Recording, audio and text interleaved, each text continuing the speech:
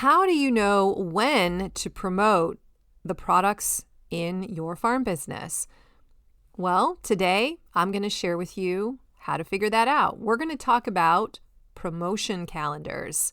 This is the roadmap that you design typically in January to help guide all of your marketing efforts over the next 12 months.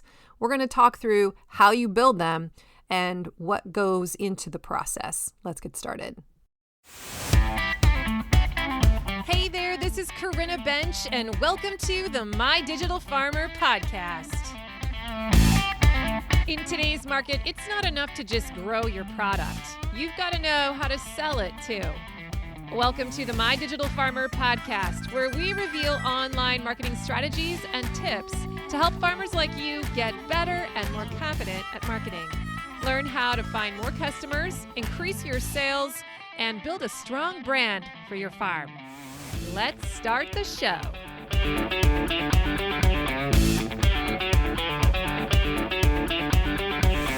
Well, welcome to episode 296 of the My Digital Farmer podcast. I'm your host, Corinna Bench, one of the farmers at Shared Legacy Farms out in Elmore, Ohio.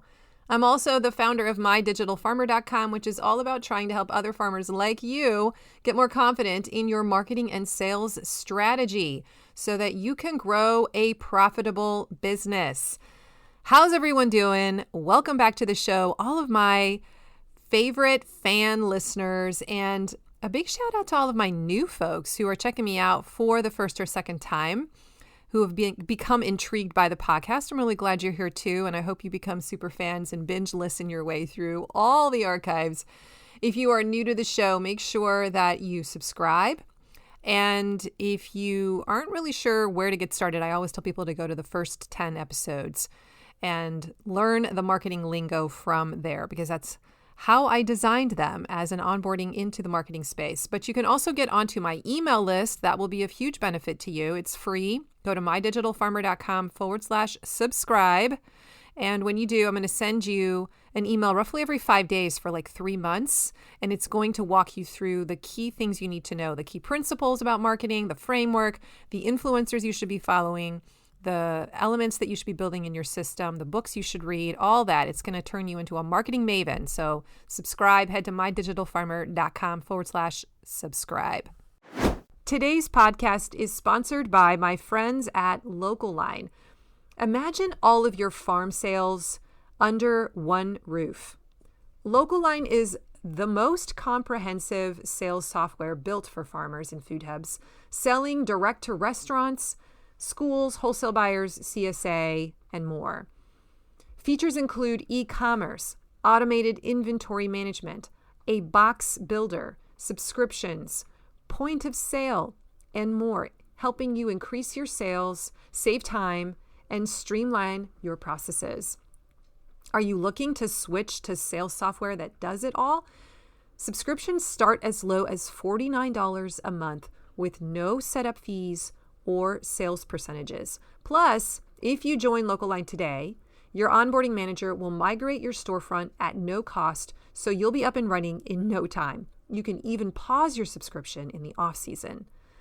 Now, bonus, as a podcast listener, Local Line is also offering a free premium feature for 1 year with your subscription when you use my coupon code.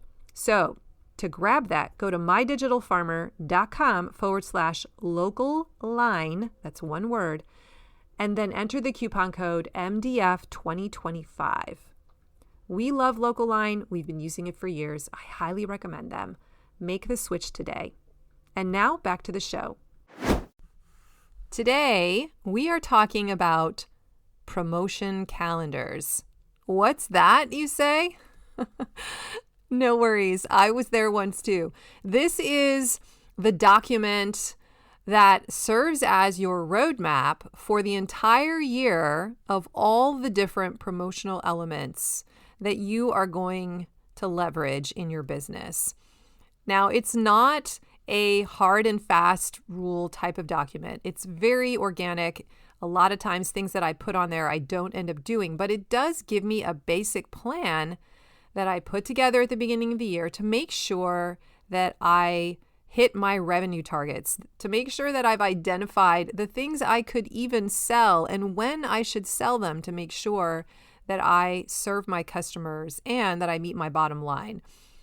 So I'm going to walk you through how you go about putting one of these together. I've actually wanted to have this episode for a really long time. And then this opportunity presented itself. I was invited to be a guest on the Growing for Market podcast. And when he asked me, what do you want to talk about?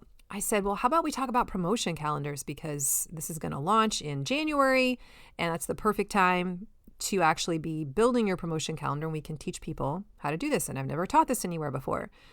So he said yes. And if you listen to the Growing for Market podcast, then you've already heard this episode before, because my interview, was a little bit longer. I ended up editing it quite a bit for my version, but you have probably already heard it then.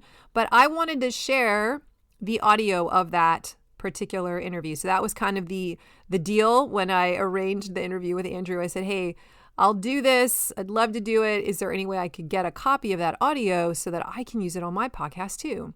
And so he agreed. So thank you, Andrew, for letting me do this. You are going to hear an edited version of that podcast interview. So if you want the whole longer version, there were some additional questions he asked me in his version. You have to go and listen to his episode, which is on the Growing for Market podcast. I'll put the link in the show notes.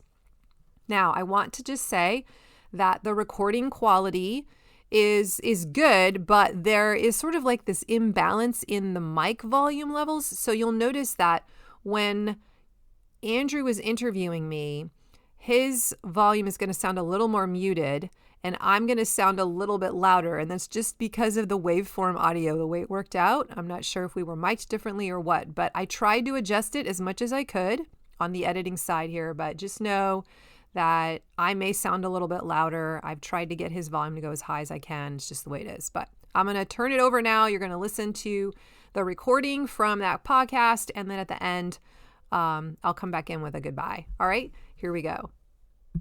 So I read on your website that you don't have any formal sales or marketing training, but that you were trying to grow your customer base for your farm and didn't really have an idea how to do it, which honestly sounds like a lot of farmers I know.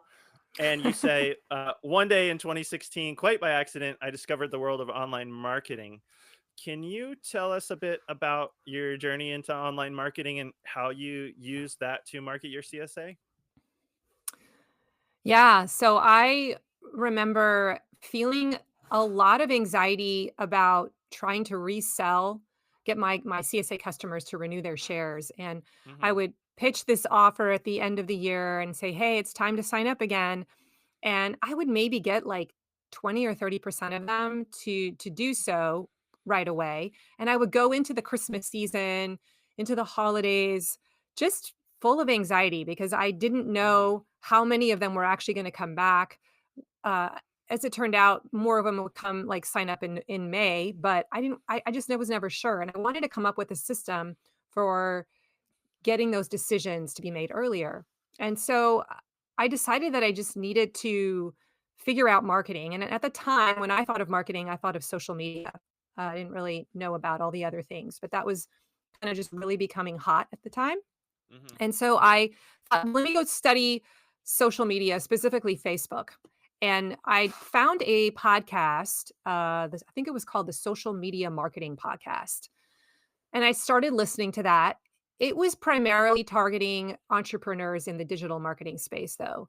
But I learned a ton. I mean, I just learned the framework of marketing. I binged through tons of episodes. I ended up going to their conference. They have a virtual conference every year. And in that process, I was exposed to a lot of the influencers in the digital marketing space. So, there was a workshop on SEO, there was a workshop on email marketing. And in the process, I learned all the different marketing channels and the different ways you could do things. I mean, I did a deep dive. And I thought to myself, I wonder if I could apply some of this stuff to a physical product like a CSA. And I just decided that I would try. So I came back and I designed my first lead magnet. And if your listeners don't know what that is, we might talk about it later, but And I figured out a way to get people to subscribe to my email list. And I made like 4 of them in my first 2 weeks. I was so excited. I started making a lot of video content for my CSA members and digital resources to help them be successful with the box and like a mini training course for them. Um, I started playing around with email marketing and writing autoresponders and onboarding sequences for people just to help them figure out how to get acclimated into the community. And what I noticed is that the engagement level of my CSA went up huge amounts, huge amounts. And not only that, but when I decided to run a promotion at the end of the year to get them to renew, I had 70% of them come back in like that 1 week period that I offered the promotion, which was like mind blowing to me. So for the first time ever, I went into my Thanksgiving and Christmas season feeling at peace, relaxed, knowing that I had sold most of them and that I would probably be able to make up the difference in the 4 or 5 months after the holidays. Hmm. And so it was life changing for me. And that was kind of validating. It was like, there's something to this. And that is when I really began to explore what else can you do with digital marketing. And because it was so groundbreaking, I created a Facebook group, a private Facebook group for farmers, CSA farmers. I think there were like 5 people in it for a year. I was just talking to the same 5 people, but I didn't care. I was just sharing all the stuff I was doing in there, what I was so excited about. And slowly that group gained traction, and I kept doing videos in there every week. And eventually I created a podcast, but it's just been my mission to help other originally CSA farmers, but now I've kind of grown my audience to uh, direct to consumer farmers in general of all kinds, just to help them learn the framework. Because I think a lot of us just didn't grow up. We decided we wanted to be a farmer because we like growing produce, we like making the product, or we like raising the animals, whatever, right? And it we don't realize that there's more to it than that. In order to be able to make money, you have to learn how to sell, and that skill is not, at least at the time, it was not focused on much at conferences. And so I just sort of saw a huge niche there, a gap where that I could fill and say, I can help. I can help you with this. I can at least guide you to the places that you should go to learn about it. So that's how it was born. And now my digital farmer exists to equip beginner, intermediate farmers to teach them the ropes of marketing and help them feel confident that they know what to do and they learn how to build their own marketing system.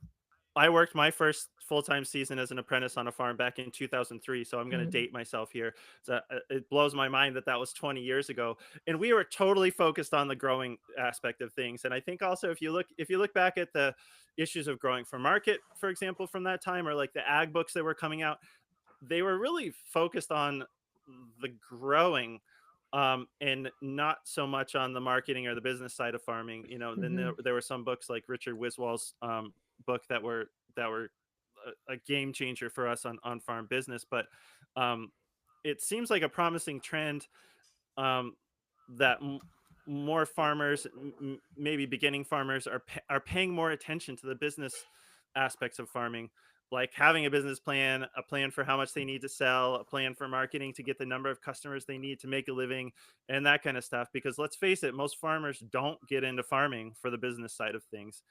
I know when my wife and I started selling at farmers markets, we just hoped there would be enough people to buy enough of our vegetables. Um, so it sounds like the marketing you help people with works both for in-person sales, like at farmers markets and farm stands, and CSAs, or is it more applicable for online sales, or both? That's a great question. I feel like what I offer farmers is first and foremost the framework. The framework works for both uh, digital marketing spaces like e-commerce, or if you're more like, oh, I just go to the farmer's market or I have a roadside stand and I sell person to person. In either case, it helps to know that there is a typical journey that a prospect walks through in your brand to turn them into a super fan. And there are milestones along the way in this framework that your customer needs to hit if you want them to turn into a super fan. And Hmm. the way that you help them hit those milestones might be different depending on whether you have a roadside stand or you're doing things through e-commerce, but you have to create systems in your business to hit each of the stages. And so that's what I help teach is like, here's the framework. Here are the 7 or 8 things that need to be in the journey somewhere. And you probably have some of them, but if you're missing a couple in the pipeline, your customers are just going to flow right out of that hole and they're not going to progress. Hmm. So sometimes people will tell me, I'm not having customers, they're just browsing or they're not actually buying, or, you hear a lot of common complaints that come through from different farm owners. And almost all of them you can trace back to, well, there's a hole in your marketing system. There's one or two of those spots in the framework that you haven't built a system around. And that's just people not knowing the framework. And so that's kind of what I'm really passionate about teaching. Well, one thing that we talked a bit about is a promotion calendar for 2025. And so I don't know if that's one of the elements or if that just gives people a framework, but um, promotion a promotion calendar seems like a good topic. So we're talking here at the end of 2024. This interview will probably run early 2025. And I figure it's a good time of year when farmers have the time to plan a promotion calendar out for the coming year, which sounds very helpful because there's nothing to kill your creativity like having a blank page or a blank social media post staring you in the face, thinking, I need to post something, but not knowing what to post. So I'm thinking putting the time into planning a promotion calendar now can make it a lot easier to actually get those promotions out to the world when it's busy time on the farm. So, first of all, what channels are we talking about here for farmers to reach potential customers?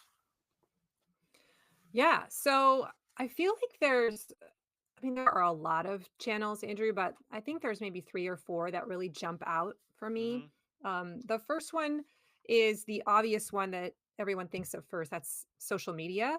Hmm. I think that's actually most farmers' default setting is like, oh, when we talk about marketing, they think I mean social media. Hmm. It is one of the platforms, one of the channels that we have open to us. I think its primary purpose, though, is actually more just to attract your ideal customer and get them onto your list. Hmm. I don't see it being a huge driver of sales. There are exceptions, but that is a main platform for me to focus my attention on because I'm always trying to get new people into the sales pipeline, and that's Hmm. its main purpose. That also means like paid ads. It could also be like a local Facebook group, kind of falls into that category. Another marketing channel would be email marketing. And this is one that I'm really passionate about. Most of my ROI comes from email marketing. It's direct, it's personal, it's very cost effective. If you know how to write well and you learn the unique copywriting style that email needs to be. Like email writing is not writing a paper for your 8th grade literature teacher. It's a completely different type of writing. And I think that's where people get stuck and they're like, "Oh, I hate writing." It's just a style. And if you learn like how to write a great weekly email, if you learn things like how to create an actual promotional sales email that the right person will actually be excited to open because they're interested in the product. If you learn the skill of what I call email nurture campaigns, these are a series of emails that automatically drip out to someone once they've subscribed to your list and they build connection. They don't pitch anything, they just share your story. They share anecdotes, they teach them the customer new things. Like that's a really powerful channel as well. That you can really ultimately pitch offers through, but you're building a connection, building trust, and then making your offers. Hmm. I would also say another marketing channel would be the farm website with your e-commerce platform, ideally, kind of hooked together. This is the digital hub of your business. Your SEO all drives to that site as well. If you have online orders that you're taking, you need to have a really strong website presence. So you can dedicate, like you can have a promotions page there. You can have a pop-up that comes up that has your recent promotion or how to get on your email list. So that's another really popular one. And the other two I would maybe mention here would be SMS or text messaging. Hmm. Um, that's becoming more and more common in the digital space. A lot of people say, oh, nobody opens emails anymore, but everyone checks their phone. Every text that comes through, people are looking at. So that's another whole skill set. How do you write a text message? Because you don't have as much space. But that one gets really high open rates. And then I was going to say influencer marketing, I feel like is maybe another one to think about. And print marketing to some degree. Some people who are listening to the show definitely could benefit from using print marketing. Hmm. So probably depending on the individual farm's goals, all those channels are open to them, and it depends on which one they're going to want to leverage based on their goals. And like if they're looking Right. to sell their, or go ahead. Yeah, I mean, as we're going to talk about, when you build your promotion calendar, one of the things you ask in that process is, okay, now which marketing channels am I going to use? And you make that decision based on the level of importance of this promotion. Some promotions there's a lot driving them, and you need a lot of revenue to come from that promotion. And so you're going to use multiple channels, and you're going to put a lot more energy and time into the communication. Some things, if you're just going to the farmer's market every weekend, you might just have to post on social and send an email, like, Hmm. and that it's not as hardcore. Yeah. Okay. So you can help people even figure out which of those channels to use. Yeah, Depending on their goals and markets and all that kind of thing. Okay, well, right. this is at least sounds like marketing is like everything else in farming. I feel like most of the questions I ask on this podcast, the answer is it depends in some way or the other, right? Because all the ag questions, it always depends on your soil and your climate and your crop, and so I I guess I guess I guess a lot of the questions in life, the answer is it depends, and you just have to figure out what it depends on. So. It does. Or you could create a whole episode just on the marketing channels, right? There you just can't go dive too deep. Yes, yes. Well, I'm sure we could talk for days probably about this kind of stuff, which is why we will try to focus. Which brings me to the question is, so what exactly is a promotion calendar? So Yeah. I think I know what you mean, but just in case I don't, and for our audience, would you tell us what exactly a promotion calendar is? Yeah, so this is a visual schedule or visual representation of all of the marketing activities that a business plans to accomplish to achieve their marketing goals over a set period of time. So it's usually an entire year, but some people only plan it for the, 6 months at a time, maybe even by quarters, but I like to have a promotion calendar for the entire year. And Mm-hmm. it's going to include not just your um, paid, like your marketing activities where you're pitching offers and hoping to build revenue, but it's also including the things that fall under marketing that don't necessarily include getting a sale. So growing your email list, getting people to leave a testimonial or a review. These are all things that are in that marketing framework I talked about, Mm-hmm. those different milestones that you want customers to hit. So we're building mechanisms into our business, or at least planning it out on paper, like, hey, this is what I plan to do to make sure that these things happen and when. So let me be more clear. So the kinds of things that you would put into a promotion calendar would be things like your one-time big product launches. So my CSA early bird renewal campaign, something like that. Like I'm just going to stick that in the month of October and say that is a big event that I have to plan something around. It Mm-hmm. also includes like your monthly campaigns or your weekly, the things that you do every week. Mm-hmm. I go to the farmer's market, so I need to make sure I have a mechanism that fires every week to remind people to come and check me out at the farmer's market, right? So you Mm-hmm. might have that in your promotion calendar. It includes special holiday promotion things that only show up on Mother's Day or at Easter. I sell my hams, right? So we sort of target holidays and we target certain products and bundles and packages. And it's just like a rough draft guide for us to look at visually and say, this month I'm going to be selling these items, trying to hit these revenue goals. Mm-hmm. And that served as a roadmap for us to kind of walk through our year then, month by month, and things don't creep up on us and surprise us like, oh, shoot, I have to sell this big thing next week and I'm not ready. We can see it coming because we've thought about it and we've paid attention to making sure there's white space and it's not overlapping. And do we have the energy for it? Because that's the week we're going to be seeding a whole bunch of stuff, right? We think about all of that in advance. Hmm. Okay. Well, yeah, that makes sense because I know, well, once you get into the rush of the season, it can be so hard to keep track of what the plan is. It really helps to have a plan. Um, so what can you tell us a bit about the process that you would use to make one? Yeah. So this usually takes me about 3 to 5 hours. Like I set aside an entire afternoon to work this out for my farm. Now, remember, I'm a farm that's been around for 15 years, and I have um, if you're just getting started and you're just going to the farmer's market, you might not have as much time to devote to this, right? You're not going to have to do as much stuff. But I've Hmm. got a lot of things going on. But the first thing that I do is I decide how long I'm going to plan it for.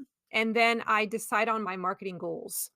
Hmm. So these are things like um, I don't know, I want to grow my email list by 150 people this year, or I want to try to get my average order value in the online store to go up by $5.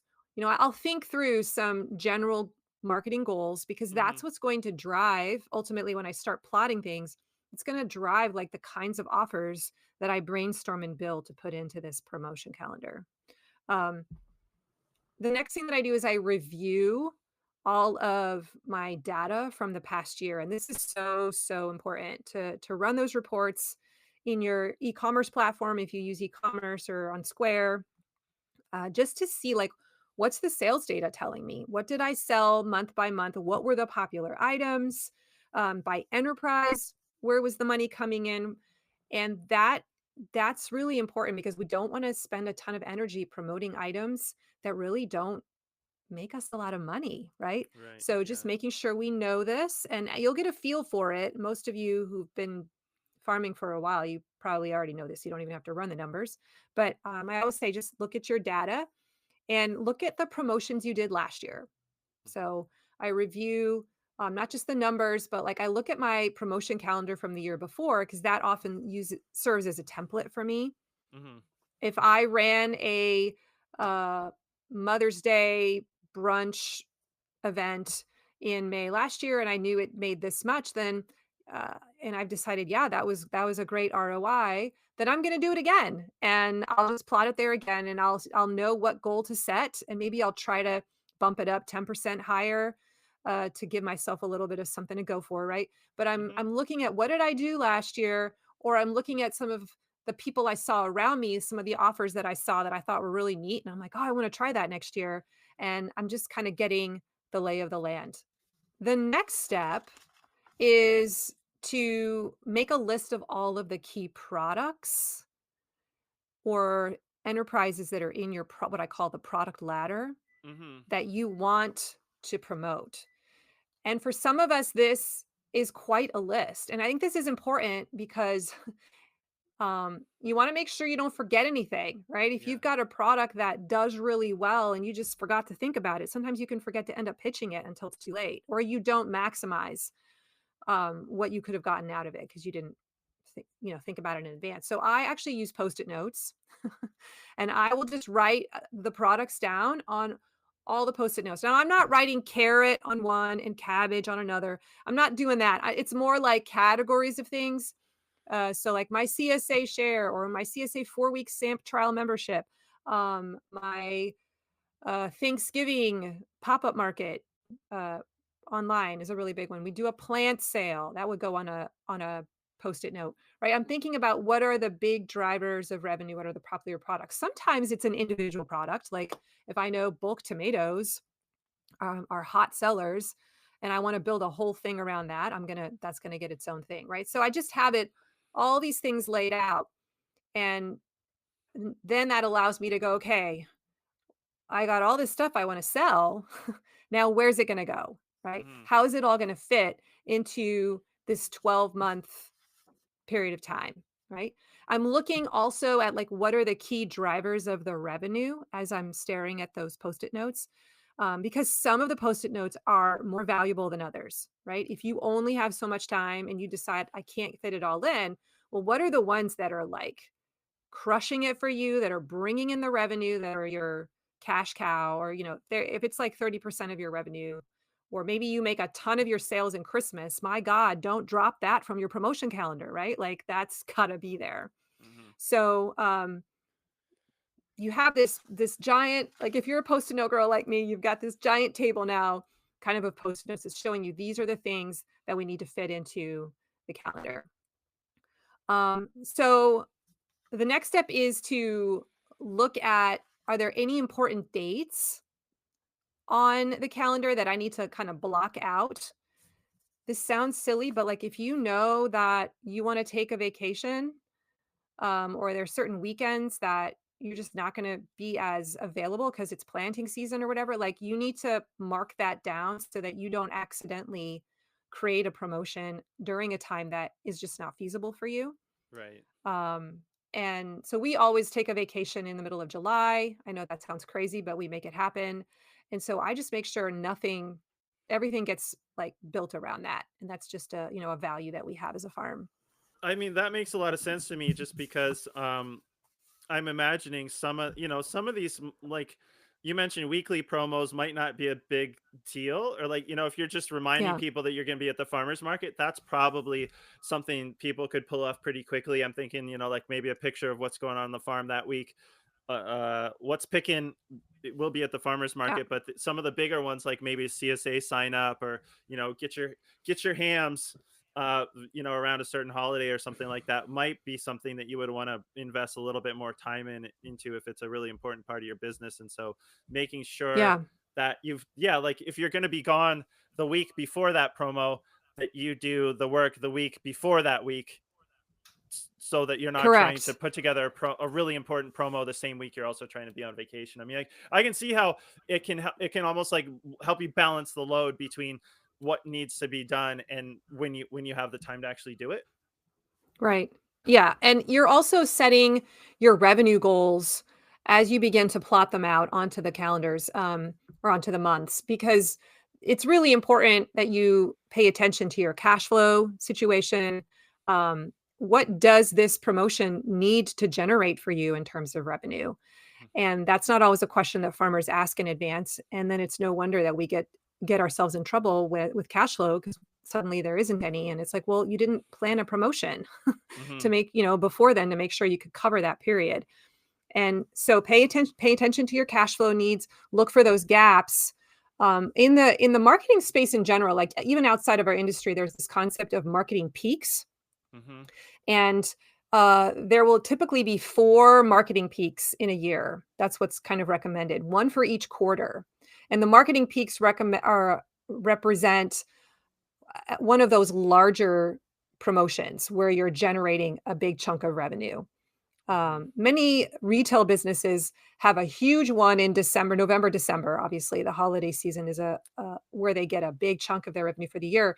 But you've got to also have some things earlier on. So that may mean you have to fabricate some kind of demand for a product if you're going to need help with your cash flow. So I always will set some revenue goals for each of the promotions as well, Hmm. either by promotion or by month or by quarter. And then I'm making sure that the promotions that I put into that quarter are going to hit that revenue goal. And Hmm. then that gives me something to be tracking on a spreadsheet as well as the year progresses, because I can look at the end of February and I can see, am I on track? Am I going to be able to get to that goal that I set with my calendar?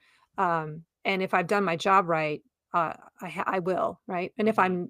I'm seeing that I'm short, then I know I have time to pivot and try and come up with something before the end of that quarter. Uh-huh. So we're looking at the revenue. That's part of the process, is to look at your revenue goals then for each month, making sure that your promotions that you put in there are meeting those. And then I also take a look at, like, what are my marketing channels going to be? So we talked about this earlier.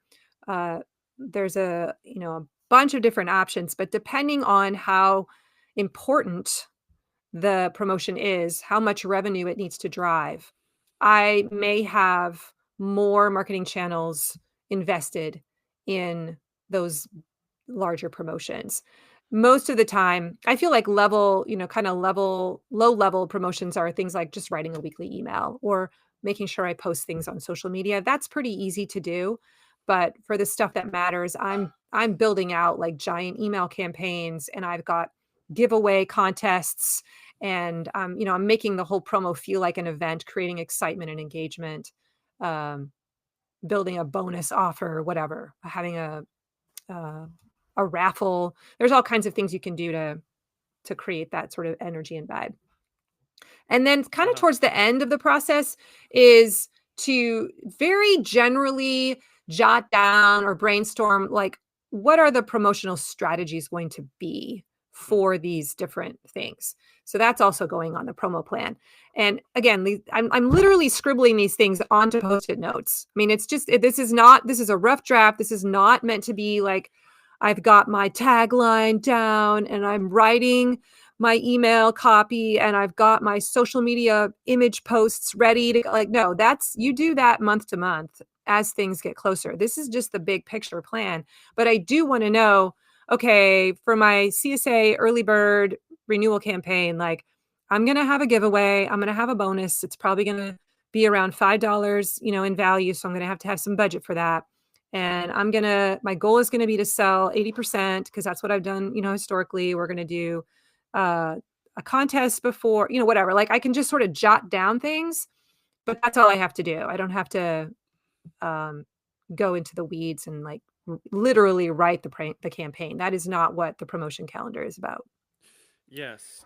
Okay. And so it's more like it's a plan. It's a reminder when you're busy, oh, this needs to be promoted in such and such a week, or I'm interested in this idea you said about I think you called them sales peaks of, is that like one every quarter? Is that just the idea that some of them might be obvious, like CSA sign up week, in the fall Mhm. for CSA farms. I think it's so valuable to have the planning to be able to get people signed up early. But then I'm like, is it just well, you're bound to sell more if you have a plan to do some promotion, right? Because I could see how somebody might just do a promotion once a year, yeah, around the holidays or around CSA sign up time, and then not really have promos for the rest of the year. Is the general idea there? Well, duh, you're going to sell more if you have some plan to promote whatever it is that you're selling more than once or twice a year. Yeah, so here's the thing, like, farmers, the way that you will increase your revenue is really, there's like four ways. The first way is you could raise your price. The second way is you could get more customers. The third way is you could increase the average order value, the amount they spend each time they do buy from you, Mm-hmm. or you could increase the frequency at which they buy from you. And that means Mm-hmm. you have to pitch more offers. You have to come back to them repeatedly with, hey, buy again. And now come and buy again. And now I have another thing you could buy. And for your super fans who want to collect everything you have, they don't mind when you ask them to do that. So this is why we have to create these marketing peaks. So usually you'll see things like this is not necessarily inside the farming space, but I'll give you some examples of marketing peaks that are out there, like Valentine's Day, Mother's Day, um, like the start of school Mm-hmm. is sort of another transition point. Thanksgiving and Christmas, those are big ones, in New Year's. There's usually a lull. The hardest place for retailers to get people to buy is usually in the first 2 months of the year. Mm-hmm. It seems like there's a big drop there in energy, but you're trying to take advantage of the fact that customers have buying habits around certain times of the year. Usually they're around cultural moments or holidays. And so we want to tap into that and create some kind of a promotion when the customer is looking for something to buy. There's energy to buy. So we build a marketing peak or an offer around those times. Right. Okay. Well, yeah, the big guys do it. I mean, the honestly, the example that comes to mind is Prime Day, right? I'm not a huge fan of Yes. Amazon, but right, weren't they like, my understanding of Prime Day is that they were like, okay, people buy tons of stuff on Black Friday. Wouldn't it be great to have another day like that? And they were like, let's create an artificial holiday or sales Yes. holiday called Prime Day. And so I'm thinking, obviously probably most farmers don't want to be Amazon. They don't, they almost want to be the anti-Amazon, but there's Yeah. definitely things that farmers can learn, from from big businesses. And um, Yeah. We have something called tax-free day. I don't know if that's something you have in your state where on this particular week there's no sales tax that's levied. we don't. And I've heard of tax holidays. We do not have one in Maine, okay. but Yeah. that's interesting. But that's another example of some, fabricated day that's now turned into this huge shopping day for people around because it's before the school season starts and they're all trying to buy their school supplies and their kids' clothes and not have to pay sales tax. So Right. Okay, so yeah, you might have, I'm thinking farmers might have a particular time of year where they know a certain flower or a certain vegetable is going to come on. The best example I can think of this from our own marketing was more when we had an overabundance of something. I mean, I think this is a classic farmer mhm. thing, is to give away recipes. And so I'm thinking, and we would do that at the farmers market, like uh we got too much of this, make sure and have a recipe about it. And that worked really well for us. So I'm imagine with you, they would take it to the next level and put that recipe in an email or put it on a social media post or something like that, as a way to Yeah, digitally do the those. same thing. Yeah, that's a great example. Sometimes you're also looking for opportunities to create a new product, right? Like I know we just decided a few months ago we wanted to expand our CSA and offer now a meat share. Now we don't actually produce the meat, but we have a partner that we Hmm. found and they're going to sell it to us wholesale and then we're going to mark it up and they'll just bring it to us frozen, already ready to go, and we just kind of pass it. And this is gonna create some easy additional revenue for us. When we announced it during our early bird renewal campaign, people went crazy and they're so excited about it. And then starting in January, we'll actually pre-sell them and pitch them, right? But this is a question that I asked, like, is there something new, a new product I can develop or promote and create buzz around that? So sometimes you artificially manufacture um, energy and you create energy for your brand around by creating a new promotion or offering a new product. So this does take some brainstorming and some imagination when you sit down there and you look at, okay, what have I done in the past that's worked well? What have I seen other businesses, industries do that I could modify for my farm? Like, could I bundle something really cool? Could I take advantage of a holiday? Like, if you are like they have all kinds of things like national holidays, like National Donut Day and National Take Your Mom Out to Ice Cream Day. Like if you sell ice cream, then you should totally like snag one of those hashtags and build a whole promotion around it, right? Maybe it'll do something. Who knows? So we're just looking at what are other businesses doing? Can we take that template? A lot of it is just trial and error, and sometimes you find a real winner. I have one more example, that of an offer that just did really well. It was around Thanksgiving when my husband and I, a few years ago, we had all this food left over at the end of the season, and we wanted to donate it. We were just like, "Let's just donate it," because, like, it's too much work to try and, like, figure out what to do with it. And then I was like, "Well, let's get our customers to donate it for us, because then it's not just us taking it to a food bank, but we just put it all in a bunch of bags, like hundreds of bags, and we just have them, claim one. They're free. They just have to claim them on the online store, and they can come pick it up. It's a $30, bag basically worth of produce, and then they can bring it to someone and cheer them up. Somebody who needs some food this season, and we called it the Feed the Need bag. And, I was like, "Well, I'll just throw some other things in the store too, while I'm there." And it ended up being one of our largest grossing, like, online store days in history because people came for that free offer, and then while they were there, they're like, "I'm gonna throw a bunch of vegetables in my cart too." But that was just an example of an idea that came out of, "Hey, let's figure out a way to be generous. Let's figure out a way to give our food away," and ironically, it ended up making us a whole lot of money, which was a beautiful bonus. But now that is a staple in our promotion calendar. It shows up every Thanksgiving because it creates so much energy. It also creates revenue, but our customers ask for it. They're like, "Oh, I love this. This is a tradition now. I love you allowing me to be an ambassador of goodwill." And yeah, so sometimes you come up with really neat ideas just out of luck. Yeah, well, that's brilliant, because where I thought you were going to go with that is that the giveaway was like nurture content, if that's Like that's an idea I hear sometimes is that I mean, of course, like you can't sell in every single post or Right. email to your customers, or they're going to get sick of it. And I thought you were just going to say that that got people involved, and it sounds like maybe that's what you were expecting, but it sounds like it turned out to be a great sale. It ended up making a lot of sales for you, in addition to presumably making your customers Yeah. feel connected to the farm, and like they got to do this great thing of helping to give away food to somebody that they know needs it. So that's that's a really to turn that event into a sales event for the farm. um That comment actually makes me think about this was a point I wanted to make. The promotion calendar is not just about making sure that we plan out the things we're going to do to make money. But we also want to ask those questions of like, what are my other marketing goals? Like, do I want to nurture people along? Because you have people who have just come into your sales funnel who are mhm, not ready to buy yet. They're just not ready. They're still warming up to you. They're checking out other options. They're watching your videos on social. And so we need to have content that's for those eyes too.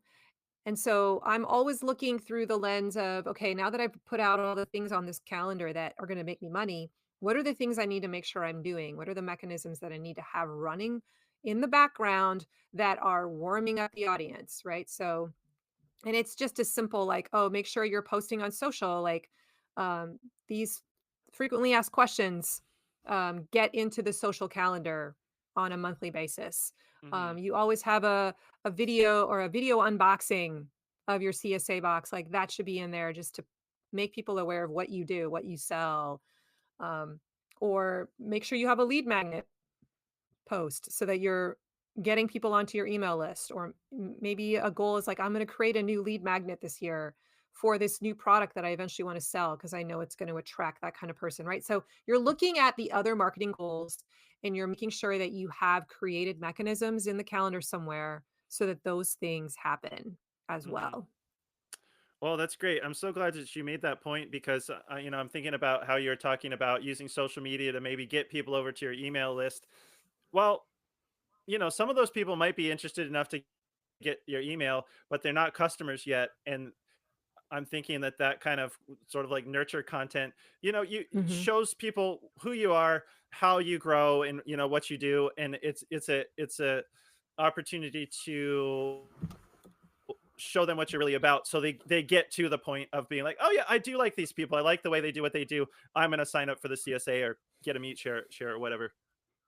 um Yeah, the nurture so ins I have a thing called Farm Marketing School, that farmers subscribe to, and they build the different pieces of their marketing system, mhm, and the email nurture sequence is one of the most popular projects for farmers who come in there. They are really eager to put that in place because it is such a powerful driver of the engine. If you can, once you get someone onto your list, you do not pitch them right away. Like, that is a bad mistake. They will unsubscribe quickly. mhm, You really wanna have some kind of a mechanism like this autoresponder that's maybe 2 weeks long, 10 days, that's just dripping out, I don't know, 4 emails over 2 weeks that just slowly introduces you to them and, um, yeah, creates that affinity. That is such an important step, and a lot of people don't take the time to warm up to their audience. There's a metaphor that's used a lot in the marketing space of dating, and that marketing is a lot like dating.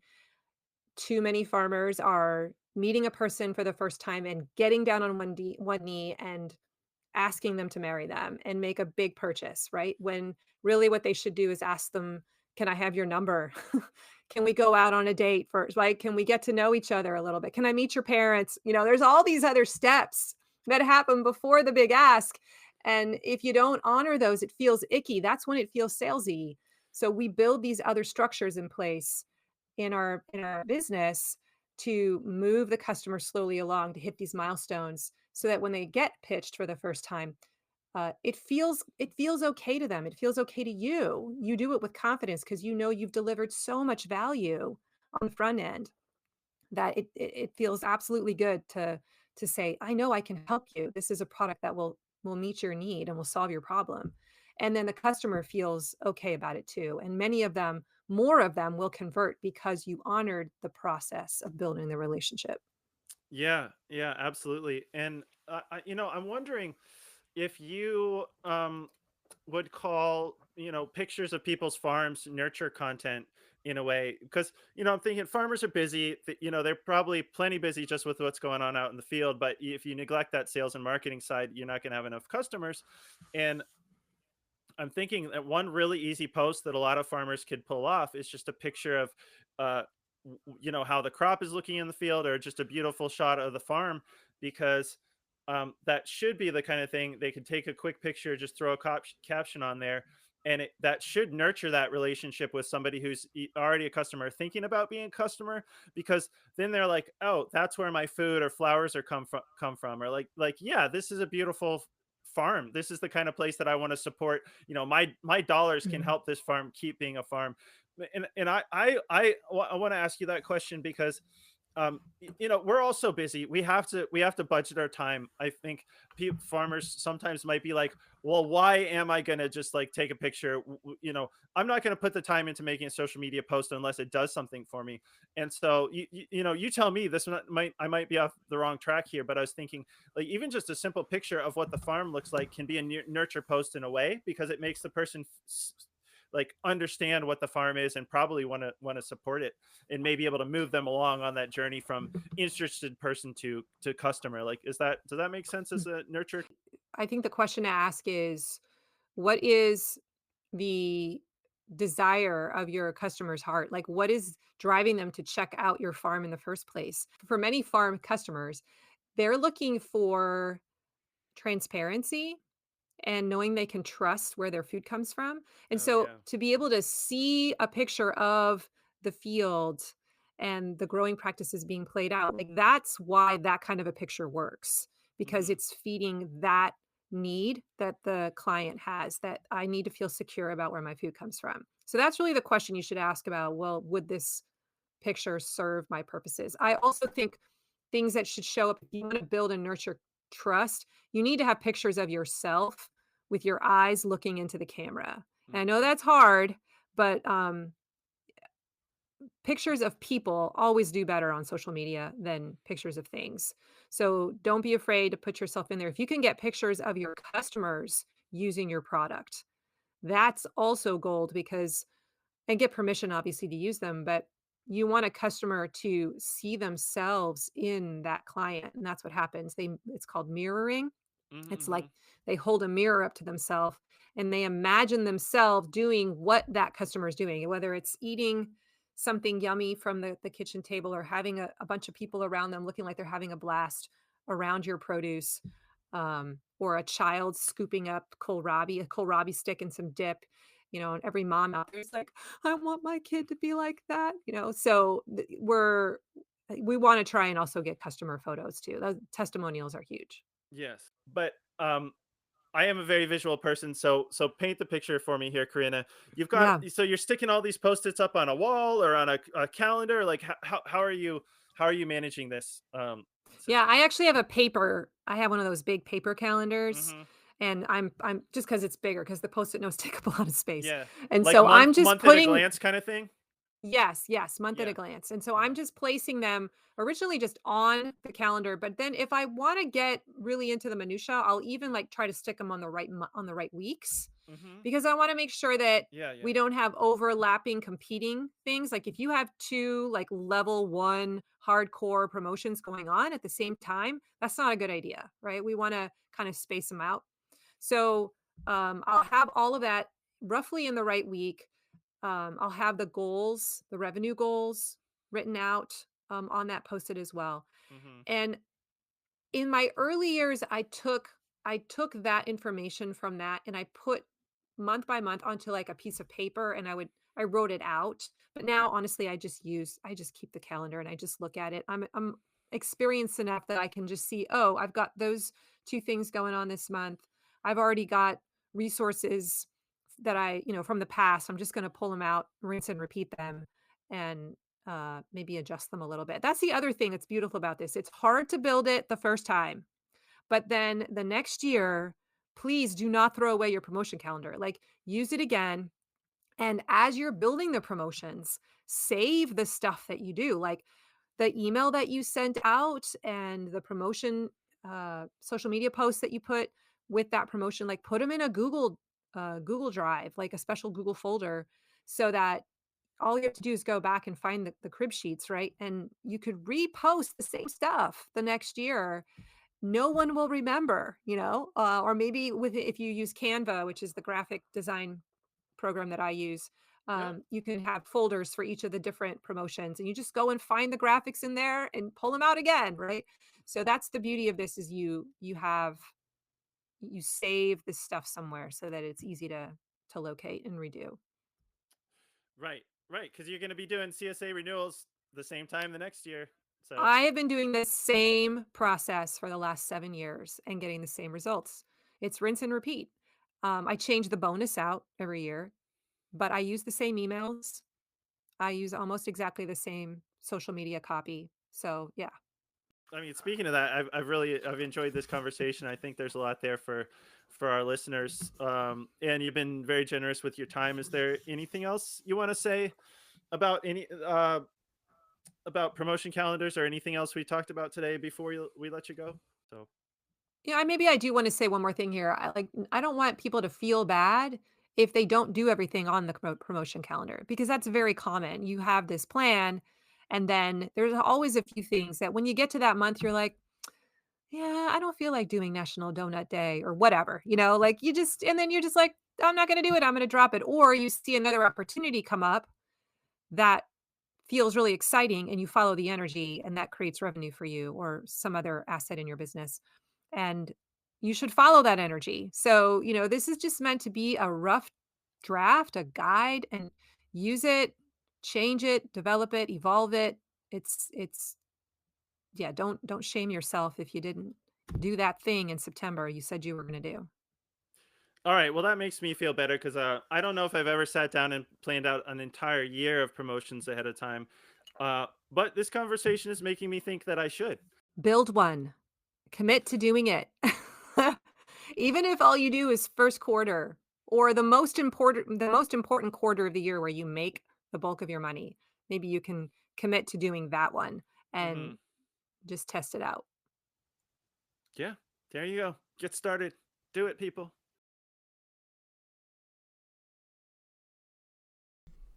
Many thanks to Andrew from the Growing for Market podcast for that interview and for allowing me to repurpose it on my own podcast. Work smarter, not harder, right? If you liked today's episode, please go leave me a rating or a review, or share it with another farmer friend. Send them the link and tell them you got to listen to this. Now, if you want some help building promotion calendars, I have a couple of resources that I think you might want to grab. And the first one is a freebie. It's a list of, I think, 30 different offer formulas. So one of the struggles that you might have is you build your promotion calendars. You're trying to think of, what are the promotions that I could even run? What are some of the different offers that I could make?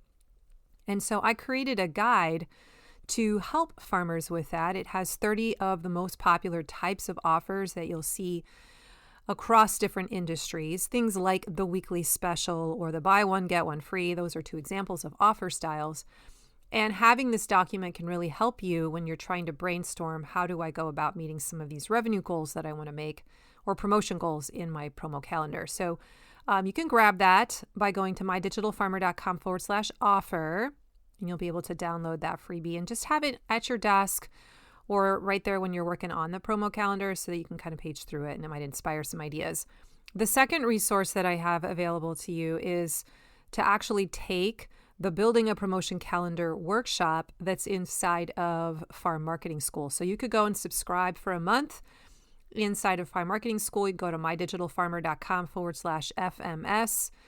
This is my monthly online membership program that is sort of DIY. It helps beginning and intermediate farmers build out the different elements of their marketing system.